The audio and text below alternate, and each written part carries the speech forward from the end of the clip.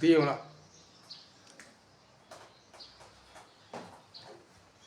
dạ dạ dạ dạ thì nó một cô cây sao nó cập rồi phát triển nó thì cập rồi nó cứ cái chân trình độ chừng thôi à này cái chân nào dạ này này dạ này à ngasi isingani kunmari tharbo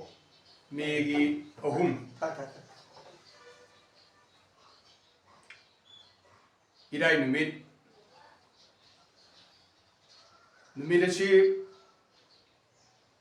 the Universal Meeting National Forum na chahi khudingi oina thauram leptana pangthok sagani karigino haragadi yellow ngai masagi lon mai ina lining masagi historical boundary aduga ingthau pan lepa ama oina lai hak tak taki leijarakpa adugumlaba mitai nation matamamagi British ki landa mitai lamiga thengnakiba malem sinthungna khangnaraba wafamni ngasi phawbada mitaina kanamata kanagumba jati kang amatada lan khiba leite haina ipa ibu singi chahi lising manga helaba puwarina lemjaba chuk oine lei numit taba naige hariba British ka mitai lami singa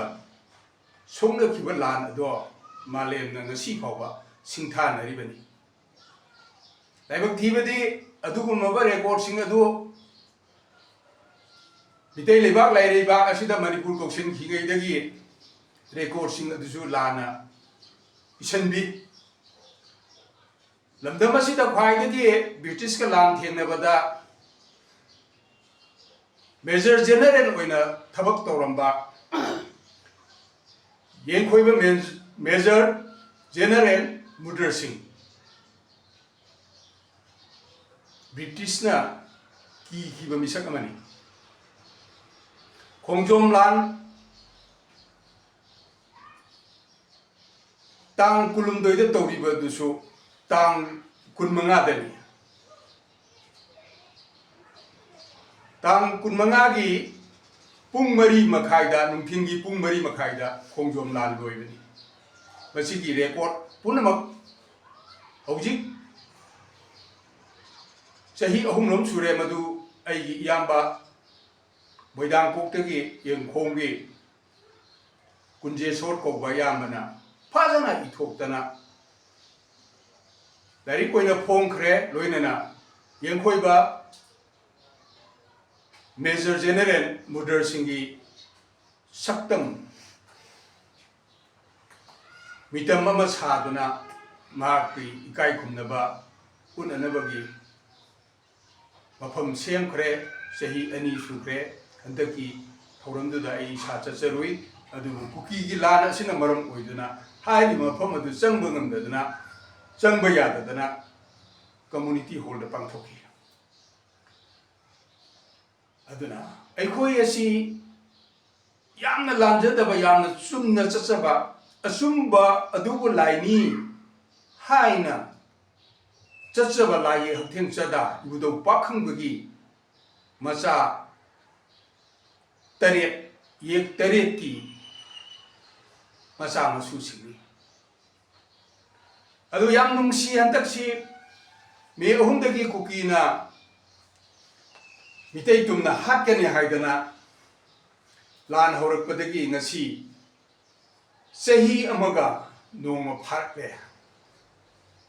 ngasi me ahum lisingani kumnari asida si phawbada aikhoibu ngakpi senbigani haidana haidi khiba Bharat Sarkar Yanase inabada yaukhiba wafam sing ado amat फाउबा ngakna chapidri matau karamna mitei singbu muthatkadage matau karamna mitei singbu laira hangedage matau karamna mitei gi chari ba thaiba punamak se chahandraga laira halaga ꯑꯩꯈꯣꯏꯒꯤ hui yen loibada ngasagi punjallaga asinja khajik khajik sidanaba thabadawna tawbugi mawong ama lei aikoi bharat na maning tamdringeida mitei leibak now called Manipur state asi Manipur Constitution Act 1947 gi makhada masagi constitution lijaba aduga Lengak Longi Yamna Pajaba Loyum Silen gi Pathak ni matung inna Lengak Saba Adum Labaning Thokwa Maleba Amani Tamthiraba British Committee ga Thengnaba Lan aduda Yekhoiba Major na Hairiba Lalong Sing asi Matungda Puba Ngamaroi Hairaba Matamda Ining Thogda Ining Thog Bungo Paunado Matamda the jail the Mahak jail the Tamjan Manakana Roy British Ki Mayok Nava Ashida Ekogi Lami Wali Ekogi Kusu Kulai Wali Maho Tadu Piraga Land King of the Serb Yahan Si Haidana Ekobi Major General Ashina Hairabada Oyadana Mabu General Haiba Mingthon Pidana Lan Yawali Adubu Labak Tidana Tang Punmarigi Ahanba Langpam Aduda Mahak Asi Lan Karat Hengeramaga Bomna Pandana Masati Bakangdana Magi Pambonda Magi Base Ketpadu Madu Uraga Arapi the Natural Poloki Adugi Matung Yahoiba Menjorna Mahagilami Kunkuntra Muka Lan Tengarapada British Ki Kuchukulai Pava Bomb Top the Season Rapana Maram Oidana Yahoiba Menjor Pambay Lake Section na Manai Singadu Soktana British Mighty Bapina Naba Lalundana laying Eda Makoi question Dana British Kilamina Masing Hen Benina Pusupulai Pavanina Makoi question Dana Par Matam Dida Kasar Masa Subidar Mamingo Koreamu Kelendra Kelendra Tazalatana Hare Vijay Sahib Vijay Singh Nahak Akoi Policy British Ki Miseng Jango Aduna Nakoi Uji Nakoi Tara Mutang Are Nakoi Pambai Kishu Lake Drive Akoi Kange Nakoi Miseng Wayrasi Nangi Pamdo Adum Oijau Aduga Tolop Chowna Pini Haiba Matamzada Yahoiba Menjorna Sumaina Hai Ai Khatani Khwaidagi Haidriba I want the gee Lan Long Hairaba Sana Konum the Hojik Paidana lady Haidana Mahana Haibadagi British Masa Singado Momondagi Henba Konum the Lendana lady Haibashi Tindana ID Konumbu Kudum Sananaba Haidana Pare Naga Kogi Michanga Layu Yadramnina Nang Lehoro Adu Akoi Konum Sana Konum Dana Chale Haidana Chetki Manai Singaduga Makong Halaki Mimito Mamitagi Mapita Natana Sak Sing Chadana Laki Namakanga Lilongda ꯆꯥꯛ ꯆꯔꯥ ꯑꯃ ꯄꯤꯖꯔꯒ ꯃꯃꯩ ꯊꯪꯗ ꯃꯌꯨꯝ ꯇꯥꯅ ꯆꯠꯈꯤꯕꯒꯤ ꯌꯥꯝꯅ ꯅꯨꯡꯁꯤꯕ ꯋꯥꯔꯤ ꯂꯩ ꯑꯩꯈꯣꯏ ꯉꯁꯤꯁꯨ ꯀꯨꯀꯤꯁꯤꯡꯅ ꯀꯔꯤꯒꯤꯗꯃꯛꯇ ꯑꯩꯈꯣꯏꯗ ꯂꯥꯟ ꯇꯥꯔꯤꯕꯅꯣ ꯍꯥꯏꯕꯁꯦ ꯑꯩꯈꯣꯏ ꯍꯧꯖꯤꯛꯁꯨ ꯃꯝꯃꯤ ꯃꯇꯝꯒꯤ ꯃꯇꯨꯡ ꯏꯟꯅ ꯂꯝꯗꯝ ꯑꯁꯤꯗ ꯂꯣꯏꯕꯤ ꯆꯤꯡꯂꯣꯟ ꯃꯥꯄꯟꯗ ꯂꯩꯔꯝꯕ ꯃꯪꯉꯝꯕ ꯎꯃꯪ ꯄꯨꯝꯅꯃꯛ ꯀꯣꯛꯊꯣꯛꯇꯅ ꯀꯨꯀꯤꯁꯤꯡꯅ ꯄꯣꯄꯤ ꯊꯥꯔꯛꯄ ꯔꯤꯖꯥꯔꯚ ꯐꯣꯔꯦꯁꯀꯤ ꯋꯥꯍꯟꯊꯣꯛ ꯂꯩꯔꯛꯇꯕ ꯗ꯭ꯔꯒꯀꯤ ꯁꯦꯟꯇꯔ ꯑꯃ ꯀꯟꯇ꯭ꯔꯤ ꯑꯃ ꯑꯣꯏꯅꯅꯕ ꯍꯣꯠꯅꯔꯛꯄꯁꯦ ꯃꯃꯥꯡꯉꯩꯗ ꯄꯥꯟꯈꯤꯕ CMꯁꯤꯡꯒꯤ ꯃꯅꯨꯡꯗ ꯍꯟꯗꯛ ꯑꯣꯏꯔꯤꯕ 이붕호 비렌 어느번 CMꯁꯤ나 ꯈ꯭ꯋꯥꯏꯗꯒꯤ ꯑꯍꯥꯟꯕ ꯃꯔꯩꯕꯥꯛ ꯃꯔꯝꯗꯕꯨ ꯅꯨꯡꯁꯤꯕ ꯑꯗꯨꯒꯨꯝꯂꯕ CM ꯑꯃꯅꯤ ꯑꯩ ꯍꯥꯏꯖꯅꯤꯡꯉꯤ ꯐꯣꯔꯦꯁ ꯂꯦꯟ ꯀꯣꯛꯊꯣꯛꯑꯒ ꯎꯃꯪ ꯀꯣꯛꯊꯣꯛꯑꯒ ꯃꯥꯡꯉꯛꯀꯗꯧꯔꯤꯕ ꯋꯥꯔꯜ ꯏꯟꯚꯥꯏꯔꯟꯃꯦꯟꯗ ꯁꯣꯛꯂꯛꯀꯗꯕ ꯃꯌꯥꯝ ꯑꯁꯦ CM 비렌 ꯐꯖꯅ ꯎꯏ ꯊꯥꯒꯠꯂꯤ ꯃꯍꯥꯛꯀꯤ ꯋꯥꯈꯜꯂꯣꯟ ꯇꯧꯕꯇꯕꯨ ꯃꯥꯒꯤ ꯆꯤꯟꯒ ꯈꯨꯠꯀ ꯃꯥꯟꯅꯕ ꯉꯝꯈꯤꯗꯕ ꯑꯁꯦ ꯚꯥꯔꯠ ꯁꯔꯀꯥꯔꯒꯤ ꯂꯧꯅꯤ ꯍꯥꯏꯕꯁꯤ ꯑꯩꯈꯣꯏꯗꯤ ꯈꯪꯉꯤ ꯑꯗꯨꯕꯨ ꯑꯩ ꯏꯁꯥꯃꯛ ꯃꯍꯥꯛꯀ ꯎꯅꯗꯅ ꯃꯥꯒꯤ ꯔꯤꯂꯤꯐ ꯐꯟꯗ ꯑꯩꯈꯣꯏ ꯂꯥꯏꯅꯤꯡ ꯂꯨꯞ ꯑꯩꯈꯣꯏ ꯑꯄꯣꯛ ꯃꯔꯨꯞ ꯄꯨꯡꯗꯣꯡꯕꯝꯒ ꯈꯨꯠꯁꯝꯅꯗꯅ ꯂꯨꯄꯥ 70,000 ꯈꯨꯗꯣꯟ ꯇꯧꯕꯅꯤ ꯃꯗꯨꯒꯤ ꯈꯨꯗꯣꯡꯆꯥꯕ ꯂꯧꯔꯒ ꯑꯩ ꯏꯁꯥꯃꯛꯅ ꯍꯥꯏꯕꯅꯤ ꯏꯕꯨꯡꯉꯣ ꯀꯔꯤꯒꯤꯅꯣ ꯅꯪꯅ ꯅꯁꯥꯒꯤ ꯄꯋꯥꯔ ꯂꯧꯊꯣꯛꯏꯕ ꯍꯧꯖꯤꯛꯇꯤ ꯅꯪꯒꯤ ꯄꯋꯥꯔ ꯁꯪꯕꯅꯤ ꯑꯩꯈꯣꯏꯅ ꯂꯥꯛꯏꯕꯁꯦ ꯅꯪꯒꯤ ꯅꯊꯧ ꯌꯥꯎꯗꯅ ꯊꯕꯛ ꯇꯧꯕ ꯌꯥꯗꯦ ꯏꯄꯥ ꯏꯄꯨꯁꯤꯡꯅ ꯊꯥꯡꯖꯝꯗ ꯊꯥꯡ ꯁꯥꯕ ꯃꯇꯝꯗ ꯐꯖꯅ ꯁꯥꯔꯤꯕ ꯊꯥꯡ ꯑꯗꯣ ꯃꯊꯧ ꯏꯛꯇ꯭ꯔꯕꯗꯤ ꯁꯤꯖꯤꯟꯅꯕ ꯌꯥꯗꯕꯅꯤ ꯅꯪꯅ ꯍꯦꯟꯅ ꯈꯪꯉꯤꯕꯗꯨꯅꯤ ꯅꯪ ꯅꯊꯧ ꯁꯪꯉꯨ ꯅꯪꯒꯤ ꯄꯋꯥꯔ ꯃꯤꯉꯣꯟꯗ ꯄꯤꯊꯣꯛꯄꯗꯣ ꯅꯪꯅ ꯍꯣꯝ ꯄꯥꯏꯔꯒ ꯃꯤꯉꯣꯟꯗ ꯁꯤꯟꯅꯕꯗꯣ ꯃꯗꯨ ꯇꯧꯒꯅꯨ ꯍꯥꯏꯕꯁꯦ ꯑꯩ ꯏꯁꯥꯅ ꯍꯥꯏꯔꯝꯕꯅꯤ ꯑꯗꯨꯒ ꯃꯅꯤꯄꯨꯔ ꯁ꯭ꯇꯦꯠꯀꯤ MLA ꯑꯣꯏꯅ ꯂꯩꯔꯤꯕ ꯃꯟꯇ꯭ꯔꯤꯁꯨ 2 ꯑꯣꯏꯔꯤꯕ ꯀꯨꯀꯤꯒꯤ ꯃꯈꯣꯏ 10ꯗꯣ ꯁ꯭ꯄꯤꯀꯔꯒ ꯇꯥꯟꯅꯔꯒ ꯃꯈꯣꯏꯁꯤꯡ ꯑꯗꯨꯕꯨ ꯆꯩꯔꯥꯛ ꯄꯤꯌꯨ ꯍꯥꯏꯗꯅ ꯍꯥꯏꯕꯗꯨꯗ ꯃꯈꯣꯏ 3 ꯂꯩꯍꯧꯕꯅꯤ ꯃꯈꯣꯏꯅ ꯌꯥꯃꯨꯡ ꯁꯣꯏꯗꯅ ꯇꯧꯖꯔꯒꯦ ꯍꯥꯏꯗꯅ ꯍꯥꯏꯍꯧꯕꯅꯤ ꯑꯗꯨꯕꯨ ꯇꯧꯕ ꯉꯝꯗꯗꯅ ꯉꯁꯤ ꯐꯥꯎꯕ ꯇꯧꯕ ꯉꯝꯗꯗꯅ ꯀꯨꯀꯤꯒꯤ ꯂꯥꯟ ꯂꯦꯞꯇ꯭ꯔꯤ ꯑꯃꯤꯠ ꯁꯥꯍꯖꯤ ꯂꯥꯛꯑꯝꯃꯤ ꯅꯨꯃꯤꯠ ꯑꯁꯨꯛꯅꯤꯒꯤ ꯃꯇꯨꯡꯗ ꯑꯩ ꯂꯥꯛꯀꯅꯤ ꯑꯗꯨꯒ ꯂꯥꯟ ꯂꯣꯏꯁꯤꯜꯂꯒꯅꯤ ꯍꯥꯏꯔꯒ ꯑꯃꯨꯛꯁꯨ ꯂꯥꯛꯈꯤꯗꯦ ꯃꯌꯥꯝ ꯆꯪꯗꯅ ꯃꯥꯕꯨ ꯎꯅꯅꯕ ꯍꯣꯠꯅꯩ ꯎꯅꯍꯟꯗꯦ ꯀꯔꯤꯅꯣ ꯇꯧꯔꯤꯕ ꯃꯅꯤꯄꯨꯔꯁꯤꯕꯨ ꯚꯥꯔꯠꯀꯤ ꯁꯔꯨꯛ ꯑꯃ ꯅꯠꯇ꯭ꯔꯕ꯭ꯔꯥ ꯍꯥꯏꯕ ꯃꯅꯤꯄꯨꯔ ꯑꯁꯦ ꯚꯥꯔꯠꯀ ꯈꯨꯠꯁꯝꯅꯗꯅ ꯃꯖꯔ ꯑꯦꯒ꯭ꯔꯤꯃꯦꯟ ꯏꯟꯅꯗꯅ ꯅꯈꯣꯏꯒꯤ ꯑꯋꯥꯠꯄ ꯑꯩꯈꯣꯏꯅ ꯃꯦꯟꯈꯠꯀꯅꯤ ꯍꯥꯏꯅꯈ꯭ꯔꯕꯅꯤ ꯑꯗꯨꯒ ꯑꯩꯈꯣꯏꯒꯤ ꯑꯋꯥꯠꯄ ꯉꯁꯤ ꯀꯔꯤ ꯃꯦꯟꯈꯠꯄꯤꯔꯤ ꯈꯨꯗꯝ ꯑꯣꯏꯅ ꯀꯪꯒ꯭ꯔꯦꯁꯀꯤ ꯄꯦꯔꯠꯇ ꯂꯣꯛꯇꯥꯛ ꯄ꯭ꯔꯣꯖꯦꯛ ꯁꯥꯕꯤꯔꯅꯤ ꯃꯅꯤꯄꯨꯔ ꯄ꯭ꯔꯖꯥ ꯄꯨꯝꯅꯃꯛ ꯃꯩ ꯂꯦꯞꯅ ꯊꯥꯜꯍꯜꯂꯅꯤ ꯂꯧ ꯄꯔꯤ ꯀꯌꯥꯅꯣ ꯂꯣꯛꯇꯥꯛ ꯄ꯭ꯔꯣꯖꯦꯛꯅ ꯃꯥꯡꯍꯜꯂꯤꯕ ꯉꯁꯤ ꯂꯣꯛꯇꯥꯛ ꯄ꯭ꯔꯣꯖꯦꯛꯀꯤ ꯃꯩ ꯃꯅꯤꯄꯨꯔ ꯄ꯭ꯔꯖꯥꯗ ꯂꯦꯝꯅ ꯐꯪꯍꯜꯂꯕ꯭ꯔꯥ ꯃꯁꯤꯃꯛ ꯆꯥꯎꯅ ꯃꯤꯅꯝꯕ ꯑꯗꯨꯒꯨꯝꯂꯕ ꯚꯥꯔꯠꯀꯤ ꯂꯧꯅꯝ ꯂꯥꯡꯅꯤ ꯃꯁꯤ ꯀꯪꯒ꯭ꯔꯦꯁꯀꯤ ꯃꯇꯝꯗ ꯊꯨꯈꯤꯕꯅꯤ ꯑꯗꯨ ꯍꯧꯖꯤꯛꯁꯨ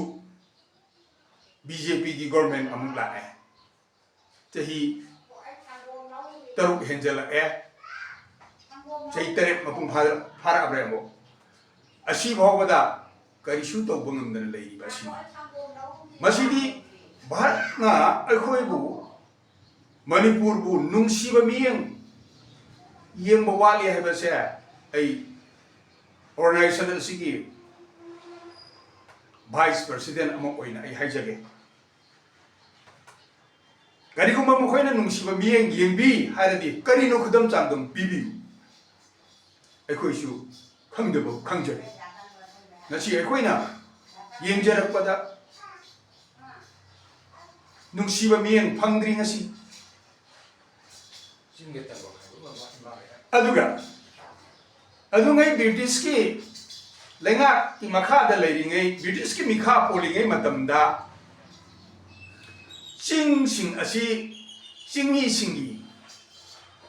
ꯆꯤꯡꯒꯤ ꯂꯝꯁꯤꯡ ꯑꯁꯤ ꯆꯤꯡꯃꯤꯁꯤꯡꯒꯤꯅꯤ ꯍꯥꯏꯗꯅ ꯕ꯭ꯔꯤꯇꯤꯁꯀꯤ ꯄꯦꯔꯠꯇ ꯍꯥꯏꯔꯝꯃꯤ ꯑꯗꯨ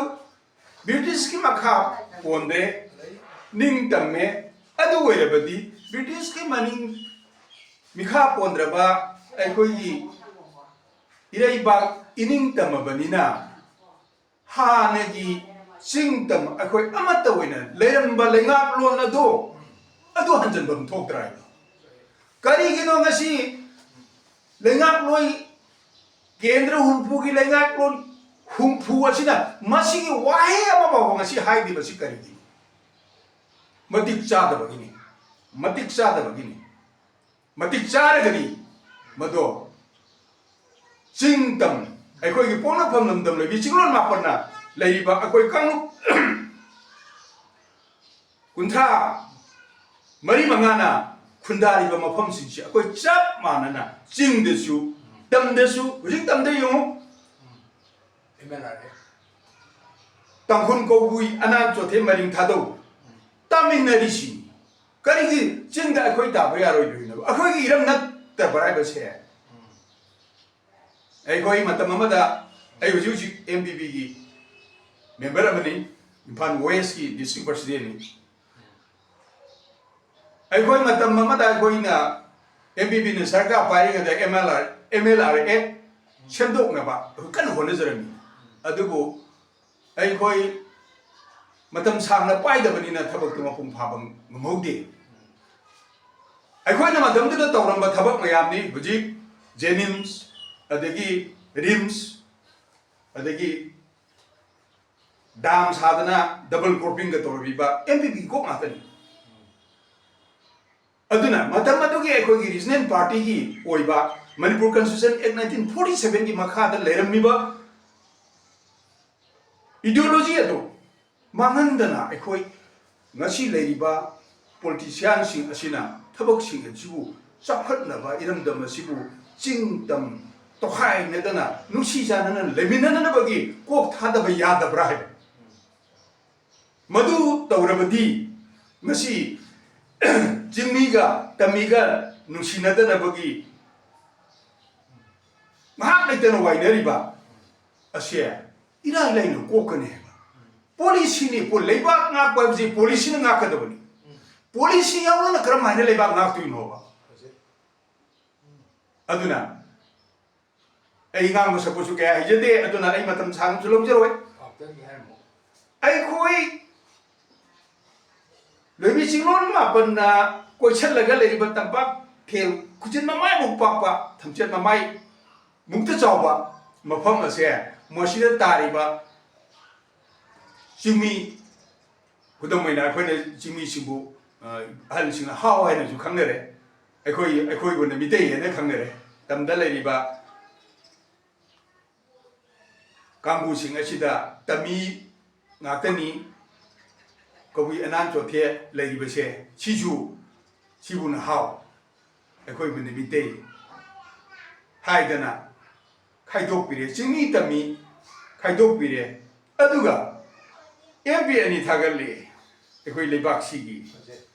पार्लियामेंट लाउरुनबा लेबाक असिगी अवारबा चिंगी अमा तमगी अमा हाइदिने इनर ऑफ द रेजिबो करी हाइनसिबो अखोजु इंग्लिश का तो खितंगी तमैदा यामना लाइक हाइबा याम साजन बिरकनो ऑफ द हाइबदी मणिपुर की वांगदुबु आउटर चिंग्रो इनर हायरगना बेबिजिंगो मापल्ला सिना क्वेश्चन लिबा मिtai लिबा कौरमदगी मणिपुर कौशनदना ngauri बजे छे इनर ने हाइबा बेबिजिंगो मापंदो अखोगी चिंग नत्रो लिबा मिया मामदनि वखता मिने सिगदोगी भोर लेकने दे मखौ थेका थेकातना तौइनी ꯌꯥꯎꯗ꯭ꯔꯁꯨ ꯈꯪꯗꯕꯗꯧꯅ ꯍꯦꯛ ꯇꯧꯏ ꯍꯥꯏꯕ ꯍꯩꯃ ꯁꯤꯕꯨ ꯍꯧꯅꯕ꯭ꯔꯣ ꯃꯁꯤ ꯍꯥꯟꯅ ꯆꯨꯝꯊꯣꯛꯁꯤ ꯃꯁꯤ ꯍꯥꯟꯅ ꯆꯨꯝꯊꯣꯛꯇ꯭ꯔꯗꯤ ꯌꯥꯔꯣꯏ ꯗ universal Meitei national ꯐꯣꯔꯝꯅ 미테이 미암 미테이 레박다 레이바 리비 칭론 마쁜 아코이다 레이바 아코이 푸룹 군타 망가 더룩세 농시 사나나 미테이 롤론다나 징돌 아마가 파우너더버도 미테이 롤나 네바 파우너리도 아두나 시기 론기 농시네바 이마 고 워세이다 로이는 뭐 농시고 파워야 해봐 요이마 하려고 마tamda 징미냐 요이마 하려버주 다미냐 요이마 하려버주 에마 그놈 또 그래 쇼크만에 내 거의 찐전들어 찐전리 아도기 놈 시버도 거의도 그러게 ngasi 콩사에 어떤 마마다 레박닝 토기 마팅 빵드나 눈시는 레름버니 마파 레박이 나고 테러리스트 마야마 시가 삼나라가 찡더 우팔 마야am 중도 मंगना लेरगा कोई जे लेम न चाबे यार बनेबा फॉरेस्ट लेम जे पटना फॉरेस्ट होइना जंगल कोठोक्तना उयांथक्तना थमदा पृथ्वी पुमदा मन पैसा थादा ए अदुगी पैसा सिंग अदुना इरमद मसे नुंगाइबा याहेबा अदुगी आइडिया सु लेते पोफी थारगा हु बिजरगा तुंगी जेनरेशन पुनो तुमना मांगदोबा पोफी थाना नबगी उयांथक्ता 말레용기 하와 농식, 이식 농식, environment 까이흔다. 너희들 지금 마판다 하는 거 우프는 칫나나 얀탁아버니나 농다드레 히당 마야만 자철라가 오피 타절래 마두기 히당 마야함두나 까이도래 징기 징레이박 아세 이식 머리 아마 농해 기땅 따르다 봉 낀다랍더라 마치 농 기땅 따바가 아지리 람비 잡페 야드레 디마포 람비 잡페 야드레 아두다 징 낀타레 시카나 돈버노 징곡 토어가 보비 타는데 헌내로 보기 마히네 해버세 나고 테러리스트 카네 각다나 아마 거기 바차 팡나나고 헌내로 받아 망이 버세 아이코이 레박시마 망이네 해봐 마치 भारत की मांगजब नत्र ओसिबो करिगिनो मोदी जी नंग मणिपुर नुंसीद्रिबसिबो मणिपुर बिदि नुंसी हाइबो खांगे मिते नुंसीद्रिबसि करिनो हाबा द यूनिवर्सल मिते नेशनल फोरम मालेंदा लेरिबा मिते पुनमक कननबनी मालेंदा लेरिबा मी पुनमक तो मदो सब मानन नुंसीबा मी कमुत मिते कवे नंग नांगे खंग्रसु ngasiदि खंगो मसी मालेम पुनमक्ता लेबा मिपुं खुदिंगना खंगमिनननाबा हाइदनानि अखोइना द यूनिवर्सल मिटे नेशनल फोरम लिंक खलिबसी हाइरिबा फोरम मसिना तौर इबा थबकसिंगसे कनागुंबा जाति अमबु हंथने येंबा कनागुंबा जाति अमबु योखलगा कनागुंबा जाति अमबु नेशन बगी थबक नते मालेमदा लेरिबा मी पुनमक अखोइ पुनमकु सेबिबा मपुइ बुंगोदो 아마 각단이 론 각단이 캐내리바 아드나 잉글리스다 God संस्कृत ईश्वर हिंदी दे भगवान मिते लोंदा लाय अरबी दा अल्लाह अरबी के अल्लाह तो शिवन आई दे मितेना मधु सीधा मपु कोई तो कयाद नुंसीग्रबा अरबी के अल्लाह दो शिवन आई दबनिना कोई सीधा मपु कोई अरबी के अल्लाह दो मवंदगी हेन चाव लेते हाइदना मपु अचोब कोई नुंसीरबा कोई मिते निंगोन की मचासिंग मिते पांगल लाइदना एकोई की निंगोन पीरगा मखोई मफम असिद लहेंदना नुंसी जानना लेरिंग असिसु करिसु नतबा मथु मन खंगदबा नोंमै ललोम खरदगी तमथीबा मेगी अहुम थोखी नुंसीग्रबा एगी इनाउसिंग कया कया सीखी यूनिवर्सिटी दा एगा तिनबा वजा नुंसीग्रबा मथों मरम खंगदन हातो पीखी करिगिनो तोंगा दगिनि मतो अदुगुम तोंगा kuki ga mitai ga nungsi dun na tan bagi wangang sangang to bi ga no khoi kuki ya nungsi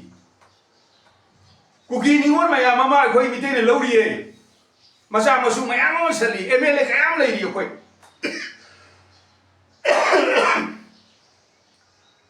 sursang boarding school to ba kuki ningon lo ba ai cha sing lai ri moi gi masa sing ado sursang boarding sat bang maroi ba ai gi sa do school phadana toram ba chatra mayam ma sembal ba aphaba isa do kuki ningon lo raga taibong kumai sana jari bedo ngasi kok yaw daba narco terrorist ki wakhandagi ngasi mitai ga kuki ge nungsi na handa ba se ngasi di bharat sarkar na sekel amada loisan ba yaw phone sekel amada kari gino bharat ki lusing basing prime minister president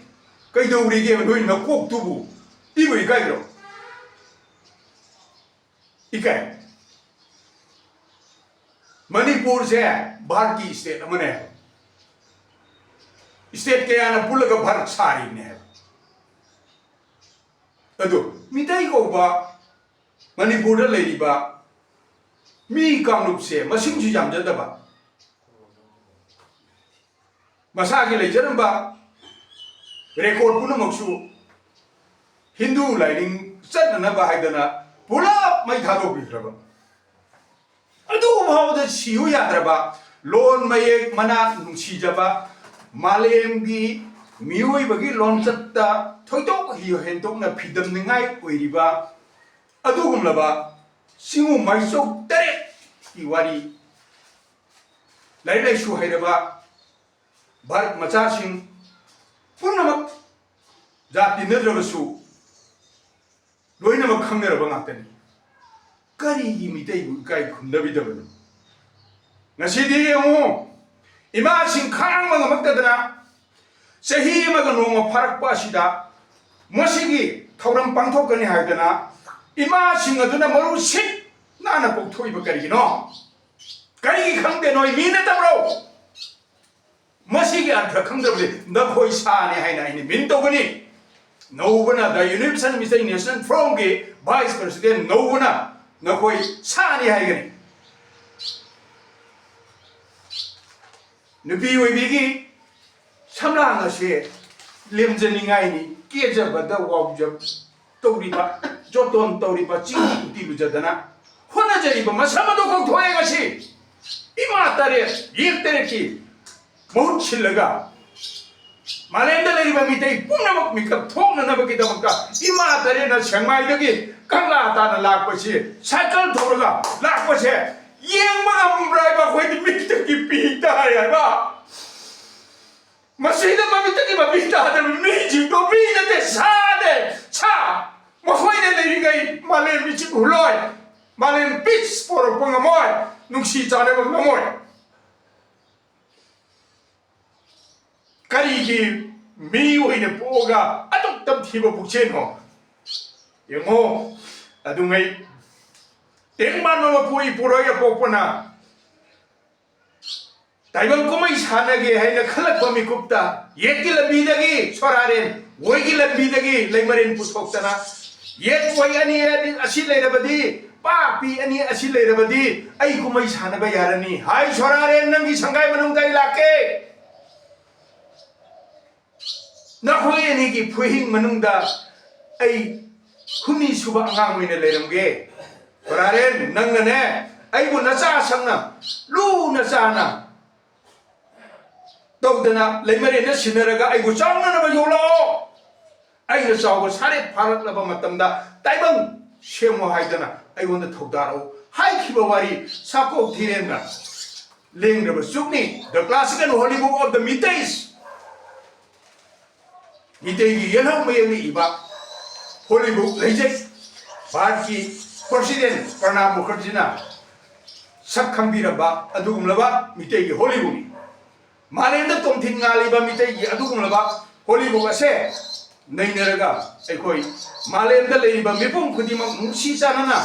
lainana bagi labi ase sabok thirende yauri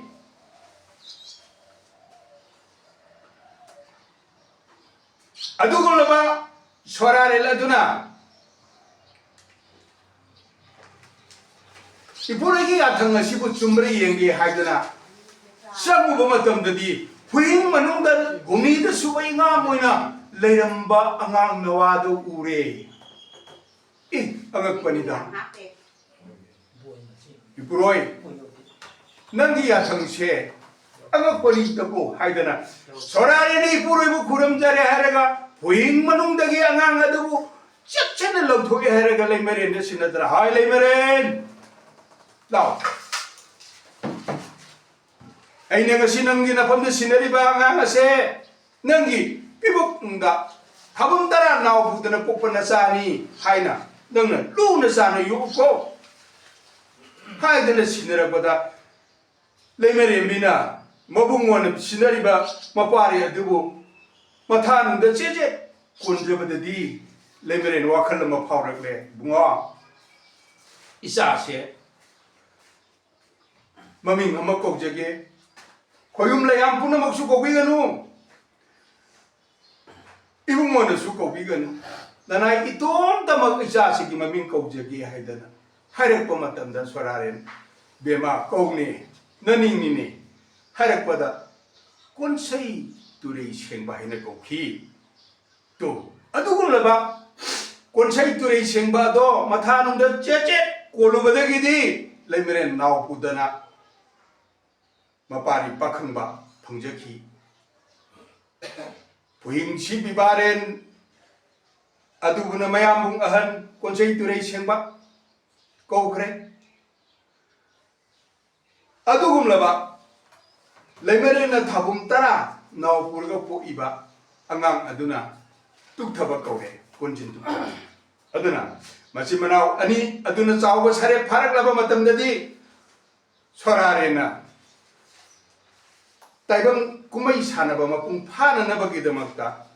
Numit Tagi Kongset Kanalage Haibagidamata Ibunga Pariani Tarang nong kong koiro, tarang nong kong koi bang ngambay sa dada ipagi pambal sinaragi haidana tarang nong kong koi bagi yatang siya pi. Konsay turay siyamba puing si pibaren di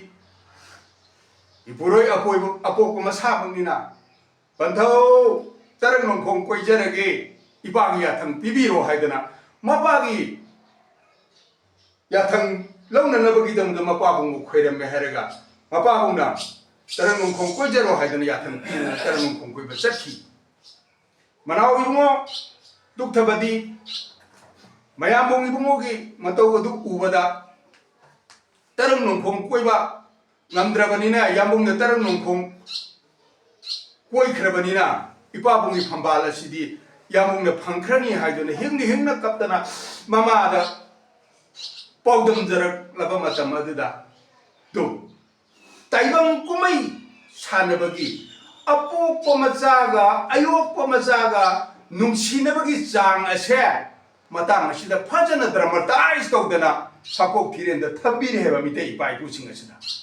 asigumba wari asi kayagi matik phajabagi hababu ngasi numitki chanba aduga loidam thajagi panba Ngasi nonga panba tachi, nonga panba tachi, tatara ni tuina sehi ama. Mari chuba sehi dana tara tuina sehi sari. Sina loidam taja pakangba manaw nupagi kongchani. Marandi tarang nung kongkoy ba mayam bungda chakraba matungda mapagi pamban koy kiwanina. Aduna Asumay tawdana mapabunggi pambal koybagi pakhangba koloydana kharayba ase pakhangba sinaramba madudagi tarang nongkhong koyruba halaktana mayambu ngo halakpada yambung haidana khoiramdana masimanawi thogalon kaidana torakodri ngo karigino nahangna samu pangal kale haidana nangna ipagi pambanji nangna mulndana lawrira haiba matamde nachadi Haibada yadadana haunade karigi aibu tarang nongkhong koyu hairaga laina oidaba ngangba hayeng miramlenda haina horani masidi lal haidaba poni haidana konsei turei sengba queen si bibarendo saukre soraren tawriba matawase lali mahak laino oidaba ngangba se hayeng pawale horeni haibasi masi chumthom daba yade haidana mana semami ba numit tha thabi thabung punamaga se kaidorugono aina sembasi mana masak khangdrabanina masidi loisallage haidana hekta tawrakpa matam asidadi sorarensu mapari hangi matausi yengba ngamdana ngaikho pari pari haidana haibada pari pari heng haini ke dum sauba hengkatkiba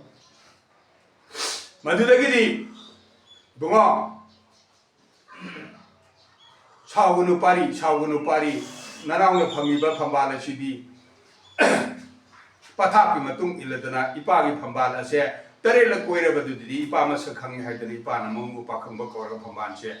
sinakibani magi phambadi ama khaktane nangi phambadi lakha lising leidi ye bungo haidana themaktana tawbadudagidi ngasai ibungosu mayambong ibungosu sauba phagre sorarena mingkhairol adu mathang thidaradana isagi koloi minglendi sini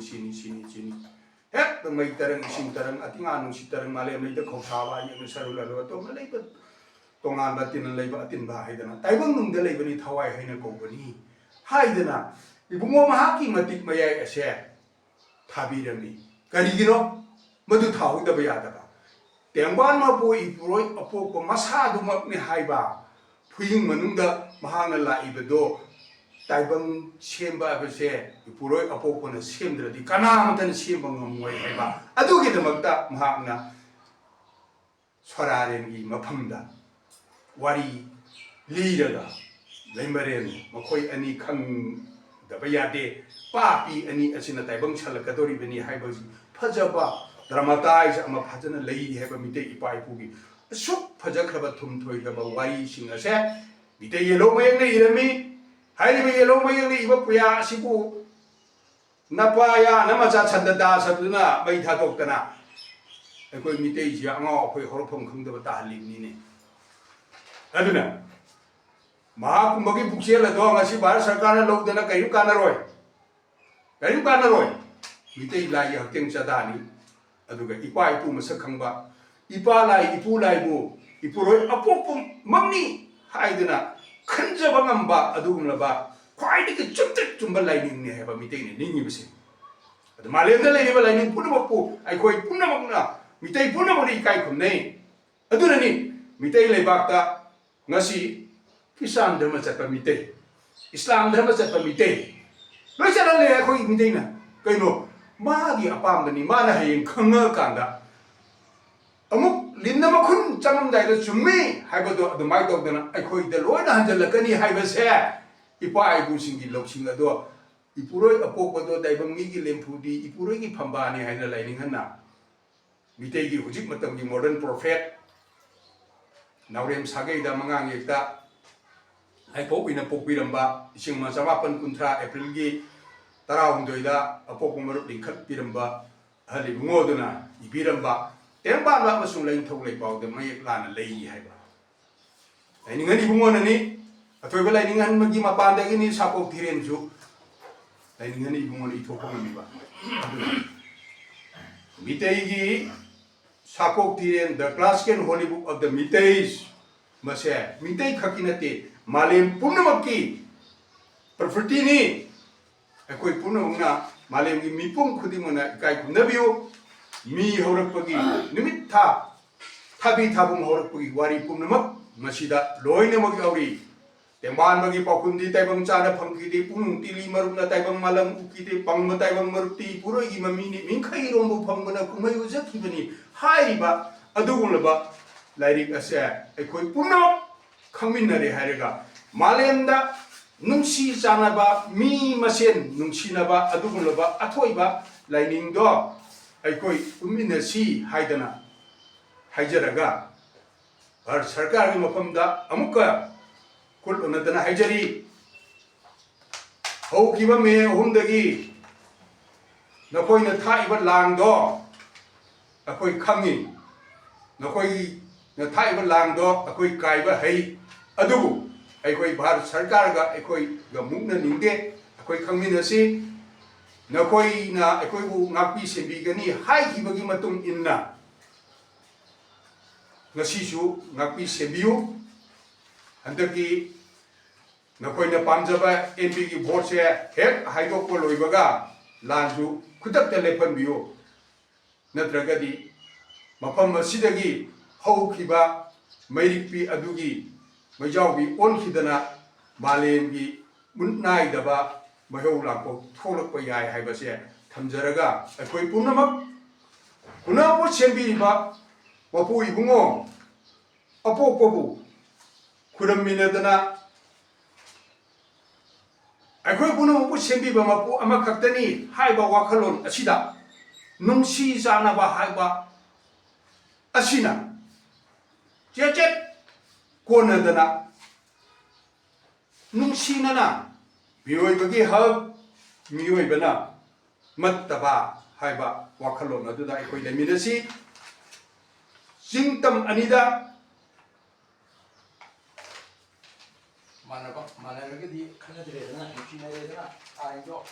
MLRX semtoktana aikoi ngasi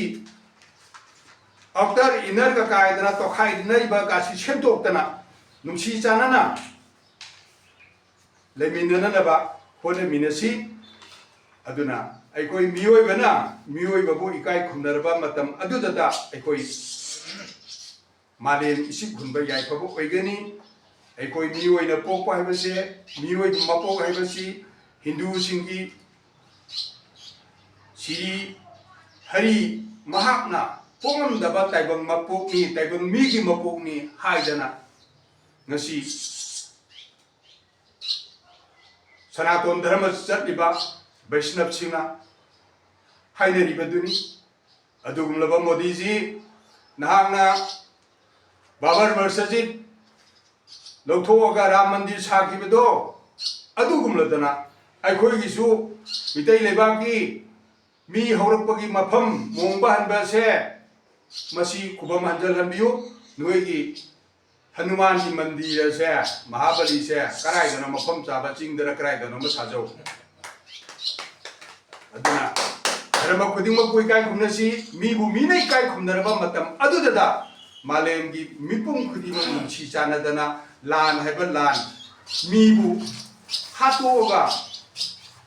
nungai ba ko iba lan do toksi mi haiba se aina mu hinganba ngamagadi chamra khatcheba ma lan de khangabadi hinganba ngamde haiba sibu haiba se Hek sigi bade hingan ngamde aduna lam toksi nungsi chanana malemda leriba mipum khudingmak amat toina nungsi ba haibado maduna amat toina pulap pulaga sembi ma pui modo ama khaktani mahak ki marona ibungo mahaki mingkhai sonabani haiba lainengi paugel ama khaktam thamjarga imatang asida tension jage aikoi puno ko sebiba mapui bungodo ama khaktani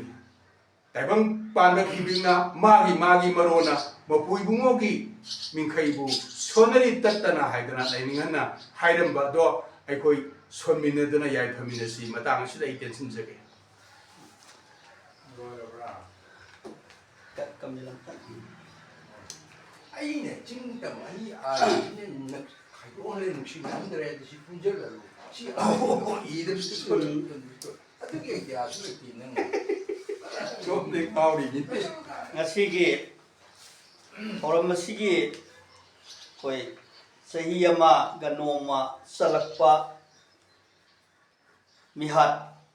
kuki gi mihat habatare mehungi lautu mihat haina khangnaragadaba adumba mihat asigi palan namita siga mari lenana aina koigi isaigi amati sairengi kainom khakmati amutang yamna thamoi sokpa kuki singi oiba penjadaba मोइदा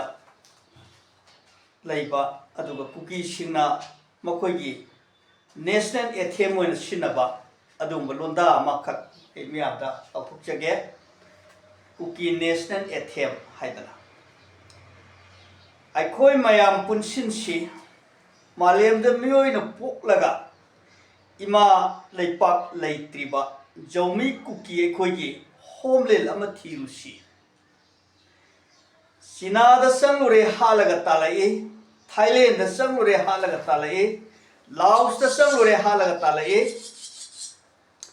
ब्रह्मादा लैरुरे हालगा तालाई Bangladesh लैरुरे हालगा तालाई लैंगा की शासन यौदबा पाकना चावबा लैपाकता सिलोन युखल ओइरिबा मणिपुर कौबा लैपाकता लोना थुपना लैरुसे चिंपाक कोक्तुना Poppy पांबी थारुसे four गानी सुंगुसी सेन की कोम the पुथरुसी इना कुन ब फुर ओहिंसी सेन गु पाइरबै खोइना क्रोर की बंधन पीदुना लैंगा मपु फागनी अखोगी मिसंग सेमगनी इमा इसागुम पानगनी फजब पामले पीगनी सगै नातै ओइथोकनी अनिंगो पंथों तानबदा इज्जत की युखन हाइदोकनी नमदुन सुफा फागनी लालो इरुप पाथौसा मालेम द युमफम थीरुसी इपाना थनमद्रे हाइदुना निंगनब तोगुमसी खोय थवाइना पोथा पिनसी मसिना कुकी की नेशनल एथेम अदुगा अमगसो अनिसुबा एथेमना कैदनो लैता फमै खोयगी हाय फुरुप कालुप नेदी हायरगा मालेम द खुंदा फमसु लेरमद्रे एक लाइकोसु थम्बिरमद्रे लाइनिंग लिचतसु लिंगलमद्रे कालुप फुरुप मयामगी फाउना लोनसु नाइरमद्रे मालेंगी फुरुप कयागी सौखत लंबी उरगा हा इमा जेलेंगम नंबु तोइना कौजरी पंथौगी युमफम ताकपियो ममिंगना करी कौरिबा हौफम मरु खंगदना मालेमद खोइरी ताफम लैतना करमना निंगतम लैपान तालुनी पंथौगी कोलोइसु ताकपियो करी लैपाकता पानखिबा इपुना कना ओइरिबा संगु लैपाकता नरम नत्य तालकी ब्रज सिंजंग हैथदुना मिहा थीना तालकी हा इमा जेलेंगम कैदना खोइ होमलैंड हाय अनिसे कुकी नेशनल एथेम नि अदुगा भारत सरकार ना मखोइना वारौना अनुताप तौना हाइजबना तराइना फंगबा यारोइदौरी हा इमा भारती जाति कयाबु योक्लिबी होमलैंड पीगे हाइदुना इमाना नुंसिना कौबिरक्पा तराइना फंगबा ngamloidौरी मनिंग तबना पालंबा मणिपुर कौबा लैपाककी लैपाक मपु ओइरंबा मितै कौबा फुरुपसे तराइना हाटपा ngamloidौरी हा इमा भारती लांसु इमान तंबीरे खुलाइसु इमान पीबीरे लैपाक कयादगी नोंमै बोम लोकेसु खोमुरे अवांग बसिंगे मतोंदगी मरुना नोंजुगुम हैथरे मितैदि यामना सिरमदे जौमी एकोइता सिरमी अखोइदुम तुमद्र खलकले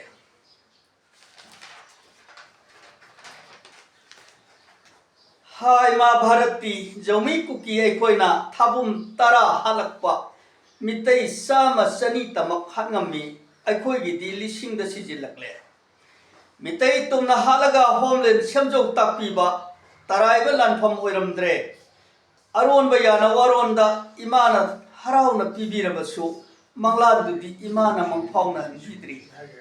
आइबसिना कुकीगी अनुतापनी अदुगा कुकी अनुताप हाइबमसु लांथुकजगे हा इमा जेलेंगम इमा लैपाक लैत्रसु इमा लैपाक की मिंगलेंदी थोंजरे नसा अखोइना हा इमा जेलेंगम जो कुकी अखोइगी पंथौगी कोलोइदी खंगजहौद्रे करी लैपाक पानखिबा इपुगी मिंगलेना करी ताकपियुगबा हा इमा मालेम कोइना थीरुरे लैपाक कयादा तालुरे अखोइगी होमलैंड पीबीनबा हाला हाला तानबिरई नरम नत्ती हाइदुना ꯀꯩꯗꯅꯣ ꯑꯩꯈꯣꯏꯒꯤ ꯃꯤꯍꯧꯐꯝ ꯀꯩꯗꯅꯣ ꯑꯩꯈꯣꯏꯒꯤ ꯍꯣꯝꯂꯦꯟ ꯃꯥꯂꯦꯝꯗ ꯃꯤꯑꯣꯏꯅ ꯄꯣꯛꯂꯒ ꯏꯁꯥꯒꯤ ꯍꯣꯝꯂꯦꯟ ꯂꯩꯔꯝꯗꯕꯁꯦ ꯑꯣꯟꯊꯣꯛꯅ ꯂꯥꯏꯕꯛ ꯊꯤꯈ꯭ꯔꯗ ꯍꯥꯏꯕꯁꯦ ꯀꯨꯀꯤꯒꯤ ꯑꯅꯨꯛꯇꯅꯤ ꯑꯗꯨꯅ ꯚꯥꯔꯠ ꯁꯔꯀꯥꯔꯅ ꯇꯧꯔꯤꯕ ꯂꯥꯂꯣꯡ ꯑꯁꯤꯒꯤ ꯏꯁꯩ ꯃꯇꯦꯛ ꯑꯃꯇꯪꯒ ꯄꯥꯊꯔꯛꯀꯦ ꯃꯆꯦꯠ ꯃꯆꯦꯠ ꯁꯦꯒꯥꯏꯕꯤꯔꯦ ꯍꯥꯏꯕ ꯀꯂꯝ ꯑꯃ ꯃꯆꯦꯠ ꯃꯆꯦꯠ ꯁꯦꯒꯥꯏꯕꯤꯔꯦ ꯂꯩꯄꯥꯛ ꯀꯌꯥ ꯊꯣꯛꯍꯟꯈ꯭ꯔꯦ ꯉꯁꯤꯁꯨ ꯂꯦꯞꯇ ꯁꯦꯠꯇꯠꯂꯛꯂꯤ ꯏꯔꯩꯄꯥꯛꯀꯤ ꯁꯛꯇꯝ ꯃꯥꯡꯅꯅꯕ ꯐꯨꯔꯨꯞ ꯀꯌꯥꯒꯤ ꯍꯣꯝꯂꯦꯟ ꯇꯣꯉꯥꯟ ꯂꯩꯄꯥꯛ ꯁꯦꯝꯅꯕ ꯅꯣꯡꯃ ꯂꯦꯞꯇ ꯁꯥꯟꯅꯔꯤꯌꯦ ꯀꯌꯦꯟꯒꯤ ꯑꯁꯨꯝ ꯁꯨꯝꯗꯕꯤ ꯄꯣꯐꯝꯗ ꯃꯤꯇꯩ ꯐꯨꯔꯨꯞꯄꯨ ꯇꯨꯝꯅꯅꯕ ꯀꯨꯀꯤ ꯑꯄꯪꯕꯗ ꯏꯟꯁꯤꯟꯗꯨꯅ ꯊꯥꯕꯨꯝ ꯇꯔꯥ ꯍꯥꯠꯍꯜꯂꯤ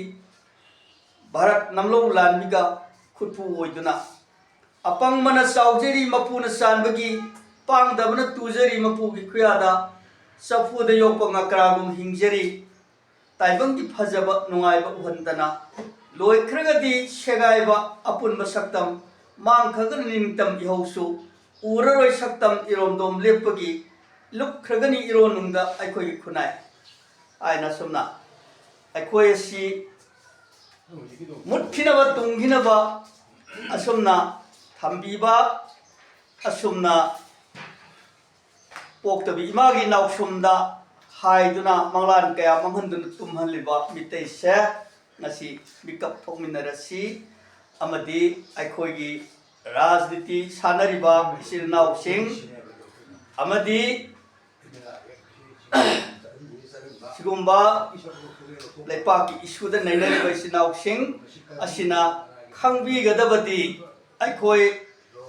हौजिक buffer zone हाइबा मखक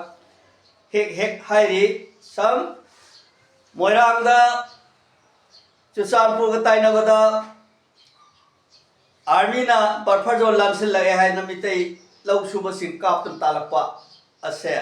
buffer zone हाइबदी reserve land मखोगी दमता खातम थांगरबा अदुगुंबा कुकी गी दमता थांगरबा बफर जोन हाइबा एरिया से भारत सरकार का कुकी लौतुरबा सिंगा मनुंगदा याना वारोलमा अंडरस्टैंडिंग अमा लैरबा अदुगुंबा लमदो लांसलुबा मितैना मितैगी लमसिदा कुकी इलीगल इमिग्रेंट सिंगे बफर जोन अमा भारत सरकार थम्बीरगा मधु लांझलुबगिनी हाइदरा हेक तालकपसे आर्मी सिंग अदुदि खंगजब नते भारत सरकार का कुकी गा लौनोइब लौतुदो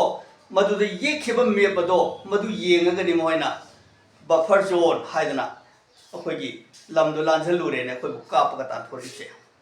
तो कया लाइबक थिगरे अखोइ इरमदा अदगे अमना अखोइना सिनबा नार्को टेररिस्ट इलीगल इमिग्रेंट सिंगना मितैबु हापीरे हाइबो हाइसे मसी करीदनो हाइरगदी चुचानपुरगी कुकीना मोरेगी कुकीना कांगपोपुइदा साइकोल ताबा कुकीना मितै हाले हरमगदी नहाना भारत सरकार अमदी मणिपुर सरकार न फारंबा याबनी अदु वाइसे मणिपुर सरकार की लीडर सिंगी मसिन दि थोर पोहाइनी मखोइना मदु हाइबो पोसिंग असे मखोइ मनुंगदा भारत अमदी मणिपुर कुकी अहुंगी लौतुबा अदु पॉलिसी की मखादा थोरपा मणिपुर सरकार की वाहिदगी नार्को टेररिस्ट हाइबो वाइसे थोरखिबे अदुना अखोगी मियावना मसे अखोगी लीडर ना हाउस की लीडर सिंग ना मसी सिनरे हाइदना कोइना हराव हराव सिनरुबसिन मरम वर्गा ngasi भारत सरकार न तौरिब लौदी कैनोबो नार्को टेररिस्ट इलीगल इमिग्रेंट सिंग तो करा करा न कोइ खंगतुई फॉरेन फुट यावरे दे कोइ खंगी चुमी हाइदना अदुगदि सोमददि मोइना सही 13 मासुन थाजलैबा अदुगुंबा मियोय काउंसिंग अदो मदो लोइना वोटर कार्ड लेरबा अदि नार्को दो टेररिस्ट दो इलीगल इमिग्रेंट तो करावाय खंतुकदगे अदरा अखोय असोयबसे कैनोबो अदुगुंबा चुचानपुर की कुकीदना मोरी कुकीदना कांगुपी की साइकिल कुकीदना कैनो की कुकीदना हाले हाइरमगदि मोय फारम याबतो फाहनते नसी मसे पॉलिसी से कराते थोले भारत सरकार अब मणिपुर सरकार दे थोल को पॉलिसी ने मरमदि स्माय हाइरगदि स्माय तो मियामदना खंगदबनिना स्माय दम सिनरनी मोय अगेंस्ट द ꯃꯣꯏ ꯀꯩꯅꯣꯗ ꯐꯣꯔꯗ ꯑꯩꯈꯣꯏꯅ ꯉꯥꯡꯉꯒ ꯀꯨꯀꯤꯒꯤ ꯑꯦꯒꯦꯟꯁꯇ ꯁꯨꯃꯥꯏꯅ ꯆꯩꯕ ꯁꯥꯟꯅꯔꯒ ꯁꯨꯃꯥꯏꯅ ꯇꯧꯔꯒꯗꯤ ꯍꯥꯏꯕ ꯄꯣꯠꯁꯦ ꯃꯁꯤ ꯂꯧ ꯇꯨꯅꯕ ꯄꯣꯠ ꯑꯃꯅꯤ ꯑꯗꯒꯤ ꯑꯥꯎꯇꯔ ꯃꯅꯤꯄꯨꯔꯤ ꯄꯥꯔꯂꯥꯃꯦꯟꯇꯔꯤ ꯀꯣꯟꯁꯇꯤꯇ꯭ꯌꯨꯟꯁꯤ ꯍꯥꯏꯕ ꯑꯃꯁꯨ ꯊꯣꯛꯂꯛꯏ ꯑꯩꯈꯣꯏꯗ ꯃꯅꯤꯄꯨꯔ ꯃꯅꯨꯡꯗ ꯑꯥꯎꯇꯔ ꯍꯥꯏꯕ ꯑꯃ ꯊꯣꯛꯂꯛꯏꯁꯦ ꯑꯥꯎꯇꯔ ꯍꯥꯏꯕꯁꯤ ꯋꯥꯍꯩꯁꯤ ꯀꯗꯥꯏꯗꯒꯤ ꯀꯔꯤꯗꯒꯤ ꯊꯣꯛꯂꯛꯏꯅꯣ ꯑꯥꯎꯇꯔ ꯍꯥꯏꯕꯗꯤ ꯃꯅꯤꯄꯨꯔ ꯅꯠꯇ꯭ꯔꯕꯅꯤ ꯃꯅꯤꯄꯨꯔ ꯅꯠꯇꯕꯗ ꯑꯥꯎꯇꯔ ꯍꯥꯏꯕ ꯊꯣꯛꯂꯛꯏꯕ ꯄꯣꯠ ꯑꯁꯦ ꯀꯔꯤꯒꯤꯅꯣ ꯍꯥꯏꯔꯒꯗꯤ ꯋꯥꯏꯇꯤꯡ ꯂꯤꯁꯇ ꯉꯥꯏꯔꯤꯕ ꯀꯅꯥꯒꯤ ꯁꯦꯄꯔꯦꯠ ꯁ꯭ꯇꯦꯠ ꯑꯃ ꯁꯦꯝꯅꯅꯕꯒꯤ ꯃꯤꯖꯣꯔꯥꯝ ꯅꯥꯒꯥꯂꯦꯟ ꯑꯔꯨꯅꯥꯆꯜ ꯁꯦꯝꯗꯣꯛꯈꯤꯕꯗꯧꯅ ꯁꯦꯝꯅꯅꯕꯒꯤ ꯉꯥꯏꯔꯤꯕ ꯀꯨꯀꯤꯗ ꯄꯤꯒꯗ꯭ꯔꯥ ꯅꯥꯒꯥꯗ ꯄꯤꯒꯗ꯭ꯔꯥ ꯍꯥꯏꯕ ꯃꯅꯥ ꯑꯅꯤꯈꯛꯀꯤ ꯋꯥꯏꯇꯤꯡꯗ ꯈꯔ ꯒ꯭ꯔꯦꯠ ꯑꯣꯏꯕꯗꯨꯗ ꯄꯤꯒꯗꯒꯤ ꯉꯥꯏꯔꯤꯕ ꯁꯦꯝꯒꯗꯧꯕ ꯂꯩꯄꯥꯛ ꯑꯃ ꯑꯗꯨꯒꯤ MP ꯗꯨ ꯈꯟꯕꯗꯨꯕꯨ ꯑꯥꯎꯇꯔ ꯃꯅꯤꯄꯨꯔ ꯄꯥꯔꯂꯥꯃꯦꯟꯇꯔꯤ ꯀꯣꯟꯁꯇꯤꯇ꯭ꯌꯨꯟꯁꯤ MP ꯈꯟꯕ ꯀꯧꯏ ꯃꯁꯤ ꯑꯩꯈꯣꯏꯒꯤ ꯃꯥꯡꯂꯣꯝ ꯆꯠꯇ ꯆꯤꯐ ꯃꯤꯅꯤꯁꯇꯔ ꯍꯟꯖꯟ ꯍꯟꯖꯟ ꯄꯥꯏꯔꯛꯑꯕ ꯃꯤꯇꯩꯅ ꯃꯁꯤꯒꯤ ꯋꯥꯍꯩ ꯑꯁꯤ ꯅꯩꯅꯕꯤꯗ꯭ꯔꯤ ꯉꯁꯤꯗꯤ ꯅꯩꯅꯕꯤꯔꯣ ꯑꯥꯎꯇꯔ ꯍꯥꯏꯕ ꯋꯥꯍꯩꯁꯦ ꯑꯩꯈꯣꯏ ꯈꯨꯠꯂꯩ ꯊꯨꯅ ꯂꯧꯊꯣꯛꯄ ꯑꯗꯨꯒ ꯃꯤꯇꯩꯒꯤ ꯀꯦꯟꯗ꯭ꯔ ꯅꯤꯄꯥꯟꯕꯨ ꯇꯝꯄꯥꯛꯀꯤ ꯀꯦꯟꯗ꯭ꯔ ꯅꯤꯄꯥꯟꯕꯨ ꯚꯣꯠ ꯊꯥꯗꯕꯗꯤ ꯌꯥꯍꯟꯕ ꯂꯦꯞꯄꯗꯤ ꯌꯥꯗꯕꯁꯦ ꯃꯁꯤꯒꯤ ꯂꯣꯁꯦ ꯃꯥꯂꯦꯝꯒꯤ ꯂꯣꯗ ꯆꯠꯅꯗꯤ ꯌꯥꯎꯗꯦ ꯃꯁꯤ ꯂꯣ ꯑꯣꯐ ꯖꯪꯒꯜ ꯍꯥꯏꯅ ꯀꯧꯕ ꯌꯥꯏ ꯍꯥꯏꯗꯤ ꯖꯪꯒꯜꯗ ꯁꯥ ꯉꯥꯗ ꯆꯠꯅꯒꯗꯕ ꯂꯣ ꯑꯃ ꯑꯩꯈꯣꯏ ꯂꯩꯄꯥꯛꯇ ꯆꯠꯅꯔꯤꯕꯁꯦ ꯑꯩꯈꯣꯏꯁꯤ ꯃꯤ ꯅꯠꯇꯕꯗꯧꯅ ꯚꯥꯔꯠ ꯁꯔꯀꯥꯔꯅ ꯃꯤ ꯅꯠꯇꯕꯅ ꯎꯕꯤꯕꯁꯦ ꯃꯁꯤ ꯇꯣꯛꯄꯤꯔꯣ ꯑꯗꯨꯅ ꯍ꯭ꯌꯨꯃꯦꯟ ꯂꯣ ꯆꯠꯅꯕꯤꯔꯣ ꯖꯪꯒꯜ ꯂꯣ ꯊꯥꯗꯣꯛꯄꯤꯔꯣ ꯃꯁꯤꯗ ꯑꯩꯈꯣꯏꯒꯤ ꯁꯦꯁꯨꯒꯤ ꯂꯨꯆꯤꯡꯕꯁꯤꯡ ꯔꯥꯖꯅꯤꯇꯤꯒꯤ ꯑꯗꯒꯤ ꯑꯃꯒꯤ ꯂꯩꯕ ꯃꯌꯥꯝꯁꯤꯅ ꯃꯁꯤ ꯋꯥꯈꯜ ꯇꯥꯃꯤꯟꯅꯔꯒ ꯑꯁꯤꯒꯨꯝꯕ ꯂꯣ ꯅꯠꯇꯕ ꯅꯥꯇꯩ ꯆꯥꯗꯅ ꯎꯆꯟ ꯇꯧꯕꯁꯤꯡ ꯑꯁꯦ ꯃꯁꯤ ꯂꯧꯊꯣꯛꯄ ꯃꯇꯝ ꯑꯣꯏꯔꯦ ꯍꯥꯏꯕꯁꯦ ꯑꯩ ꯊꯝꯖꯔꯒ ꯉꯁꯤꯒꯤ ꯌꯨꯅꯤꯚꯔꯁꯦꯜ ꯃꯤꯇꯩ ꯅꯦꯁꯅꯦꯜ ꯐꯣꯔꯝꯒꯤ ꯄꯥꯂꯟ ꯑꯁꯤꯗ ꯑꯩꯈꯣꯏꯅ ꯊꯋꯥꯏꯅ ꯄꯣꯟꯊꯥ ꯄꯤꯈ꯭ꯔꯕ ꯑꯃꯗꯤ ꯔꯤꯂꯤꯐ ꯀꯦꯝ ꯀꯌꯥꯗ ꯉꯁꯤ ꯑꯋꯥꯕ ꯈꯥꯡꯅ ꯆꯍꯤ ꯑꯃ ꯍꯦꯟꯕꯁꯦ ꯈꯥꯡꯉꯛꯏꯕ ꯃꯤꯌꯥꯝ ꯄꯨꯝꯅꯃꯛ ꯑꯁꯤꯒꯤ ꯍꯤꯡꯅꯅꯕ ꯑꯃꯠꯇ ꯉꯥꯏꯔꯕ ꯂꯝꯕꯤꯗꯤ ꯑꯩꯈꯣꯏ ꯂꯩꯀꯥꯏ ꯇꯥꯅꯕ ꯂꯥꯎꯕꯁꯤꯅ ꯑꯣꯏꯔꯒꯅꯤ ꯍꯥꯏꯕ ꯋꯥꯐꯝ ꯑꯁꯦ ꯊꯝꯖꯅꯤꯡꯉꯤ ꯑꯗꯨꯒ ꯑꯗꯨꯒꯨꯝꯕ ꯑꯋꯥ ꯑꯅꯥ ꯇꯥꯔꯕꯁꯤꯡ ꯑꯗꯨꯒꯤꯗꯃꯛꯇꯁꯨ ꯑꯩꯈꯣꯏꯅ ꯑꯍꯤꯡ ꯅꯨꯡꯊꯤꯜ ꯈꯥꯛꯇꯅ ꯑꯩꯈꯣꯏ ꯄꯥꯡꯒꯜ ꯊꯧꯅꯥ ꯀꯔꯝ ꯍꯥꯏꯅ ꯁꯤꯖꯤꯟꯅꯔꯒ ꯑꯩꯈꯣꯏ ꯃꯤꯌꯥꯝꯁꯨ ꯀꯟꯒꯗꯒꯦ ꯍꯥꯏꯕꯁꯦ ꯌꯨꯅꯤꯚꯔꯁꯦꯜ ꯃꯤꯇꯩ ꯅꯦꯁꯅꯦꯜ ꯐꯣꯔꯝꯒꯤ ꯑꯗꯨꯒꯨꯝꯕ ꯑꯆꯦꯠꯄ ꯐꯤꯔꯦꯞꯅꯤ ꯍꯥꯏꯕ ꯋꯥꯐꯝꯁꯤ ꯊꯝꯖꯔꯒ ꯃꯤꯌꯥꯝꯗꯒꯤ ꯀꯥꯏꯅ ꯌꯥꯊꯪ ꯅꯤꯖꯔꯤ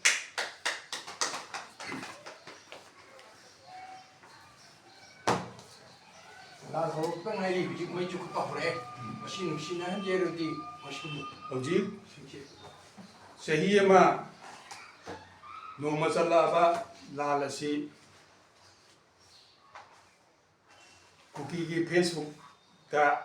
ꯂꯥꯟ ꯍꯧꯗ꯭ꯔꯤ ꯍꯥꯏ ꯃꯤ ꯀꯌꯥꯝ ꯁꯤꯔꯦ ꯃꯣꯏꯁꯨ ꯃꯌꯥꯝ ꯁꯤꯔꯦ ꯑꯩꯈꯣꯏ ꯃꯤꯇꯩꯁꯨ ꯃꯌꯥꯝ ꯁꯤꯔꯦ ꯁꯤ ꯂꯥꯟ ꯍꯧꯗ꯭ꯔꯤ ꯍꯥꯏꯔꯤ ꯑꯗꯨꯗꯤ ꯀꯌꯥꯗ ꯇꯝꯊꯤꯕ ꯋꯥꯈꯜ ꯑꯃ ꯑꯁꯨꯝ ꯄꯨꯗꯅ ꯂꯥꯟ ꯑꯁꯤ ꯌꯥꯝꯅ ꯄꯥꯝꯕꯗꯧꯅ ꯃꯈꯣꯏꯅ ꯆꯤꯡꯗꯒꯤ ꯇꯝꯄꯥꯛꯇ ꯅꯣꯡꯃꯩ ꯕꯣꯝ ꯇꯣꯞ ꯔꯣꯀꯦꯠ ꯑꯦꯟꯖꯤꯟꯅꯆꯤꯡꯕ ꯑꯐꯕ ꯈꯨꯠꯂꯥꯏ ꯃꯌꯥꯝ ꯐꯣꯔꯦꯟ ꯃꯦꯠ ꯃꯌꯥꯝ ꯑꯃ ꯇꯝꯄꯥꯛꯀꯤ ꯃꯤꯇꯩꯗ ꯑꯍꯤꯡ ꯅꯨꯡꯊꯤꯜ ꯅꯥꯏꯗꯅ ꯆꯍꯤ ꯑꯃ ꯅꯣꯡꯃ ꯆꯪꯉꯛꯑꯕ ꯑꯁꯤ ꯐꯥꯎꯕꯗ ꯃꯆꯤꯗ ꯑꯗꯨꯝ ꯂꯥꯟꯒꯤ ꯄꯥꯎꯁꯤ ꯇꯥꯔꯤ ꯃꯁꯤ ꯃꯤꯑꯣꯏꯕ ꯑꯃ ꯑꯣꯏꯅ ꯃꯁꯤ ꯂꯥꯟ ꯍꯥꯏꯕꯁꯤ ꯀꯔꯤꯃꯠꯇ ꯀꯥꯟꯅꯗꯕ ꯄꯣꯠꯅꯤ ꯂꯥꯟꯒꯤ ꯃꯍꯨꯠꯇ ꯅꯨꯡꯁꯤꯅꯕ ꯍꯥꯏꯕꯁꯤꯅ ꯈ꯭ꯋꯥꯏꯗꯒꯤ ꯑꯐꯕ ꯑꯣꯏꯒꯅꯤ ꯑꯗꯨꯅ ꯏꯔꯝꯗꯝ ꯏꯔꯩꯕꯥꯛ ꯍꯧꯖꯤꯛꯅ ꯃꯅꯤꯄꯨꯔ ꯀꯧꯁꯤꯟꯕꯤꯔꯕ ꯃꯐꯝ ꯑꯁꯤꯗ ꯂꯩꯔꯤꯕ ꯆꯤꯡꯇꯝ ꯍꯥꯏꯕ ꯑꯥꯎꯇꯔ ꯏꯟꯅꯔ ꯍꯥꯏꯕ ꯋꯥꯐꯝꯁꯦ ꯃꯁꯤ ꯈꯥꯏꯔꯣꯏꯁꯤ ꯆꯤꯡꯇꯝꯃꯤ ꯍꯥꯏꯕ ꯋꯥꯍꯩ ꯑꯁꯤꯅ ꯑꯩꯈꯣই ꯑꯃꯠꯇ ꯑꯣꯏꯅ ꯅꯨꯡꯁꯤ ꯆꯥꯟꯅꯅ ꯂꯩꯃꯤꯟꯅꯁꯤ ꯑꯗꯨꯒ MLR ꯑꯦꯛ ꯑꯁꯤ ꯌꯥꯝ ꯊꯨꯅ ꯆꯠꯅꯍꯟꯕ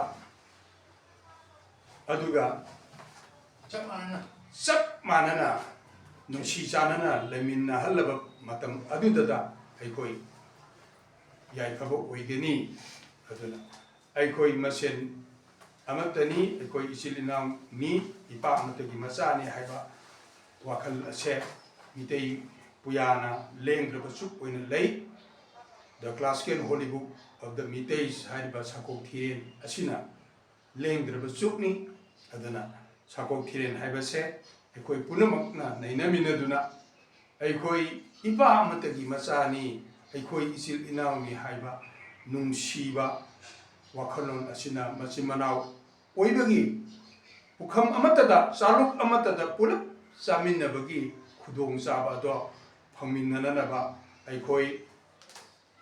ꯅꯨꯡꯁꯤ ꯆꯥꯟꯅꯅ ꯂꯩꯃꯤꯟꯅꯁꯤ ꯑꯥꯎꯇꯔ ꯏꯟꯅꯔ ꯍꯥꯏꯕ ꯋꯥꯐꯝ ꯑꯁꯦ ꯃꯁꯤ ꯂꯩꯉꯥꯛꯂꯣꯏꯁꯤꯡꯅ ꯑꯊꯨꯕ ꯃꯇꯝꯗ ꯁꯦꯝꯗꯣꯛꯄꯤꯗꯨꯅ ꯃꯁꯤꯒꯨꯝꯕ ꯍꯩꯗꯕ ꯋꯥꯐꯝ ꯑꯁꯦ ꯑꯩꯈꯣꯏ ꯍꯥꯏꯒꯨꯝꯁꯤ ꯉꯁꯥꯏ ꯑꯩꯈꯣꯏꯒꯤ ꯄ꯭ꯔꯦꯁꯤꯗꯦꯟꯅꯁꯨ ꯍꯥꯏꯕꯤꯈ꯭ꯔꯦ ꯃꯁꯤꯒꯤ ꯀꯦꯟꯗ꯭ꯔ ꯅꯤꯄꯥꯜꯒꯤ ꯚꯣꯇꯤꯡ ꯔꯥꯏꯠꯀꯤ ꯐꯪꯕ ꯀꯦꯟꯗꯤꯗꯦꯠ ꯑꯣꯏꯕ ꯐꯪꯗꯕꯁꯦ ꯃꯁꯤ ꯚꯥꯔꯠ ꯁꯔꯀꯥꯔꯅ ꯑꯃꯁꯨꯡ ꯁ꯭ꯇꯦꯠ ꯒꯣꯚꯔꯟꯃꯦꯟꯠꯅ ꯑꯊꯨꯕ ꯃꯇꯝꯗ ꯃꯁꯤꯒꯤ ꯑꯐꯕ ꯑꯥꯏꯗꯤꯌꯥ ꯑꯃ ꯄꯨꯊꯣꯛꯇꯅ ꯍꯦꯟꯅ ꯌꯥꯏꯐꯅꯕ ꯚꯥꯔꯠꯀꯤ ꯃꯆꯥꯎꯈꯠꯇ ꯃꯅꯤꯄꯨꯔꯒꯤ ꯆꯥꯎꯈꯠꯄ ꯑꯣꯏꯍꯟꯕꯤꯌꯨ ꯍꯥꯏꯖꯕꯒ ꯂꯣꯏꯅꯅ ꯃꯇꯥꯡ ꯑꯁꯤꯗ ꯈ꯭ꯋꯥꯏ ꯇꯔꯥꯗꯒꯤ ꯍꯟꯖꯟꯅꯕ ꯌꯥꯊꯪ ꯂꯧꯖꯒꯦ ꯌꯥꯏꯐꯃꯤꯟꯅꯁꯤ